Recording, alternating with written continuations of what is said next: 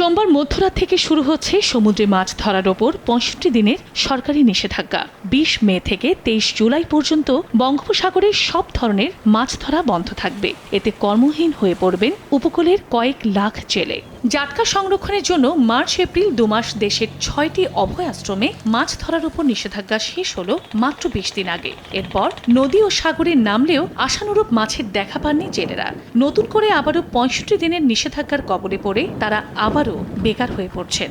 ঋণ ও দাদনের টাকা পরিশোধের সুযোগই পাচ্ছেন না বলে জানান জেলেরা।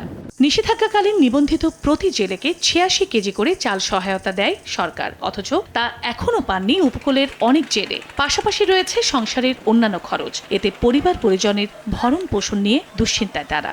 তবে শিগগিরই চাল বিতরণ শুরু হবে বলে জানায় মৎস্য বিভাগ ও জেলা প্রশাসন। সমুদ্রে মাছের উৎপাদন বাড়াতে ২০১৫ সাল থেকে শুরু হয় ৬৫ দিনের নিষেধাজ্ঞা।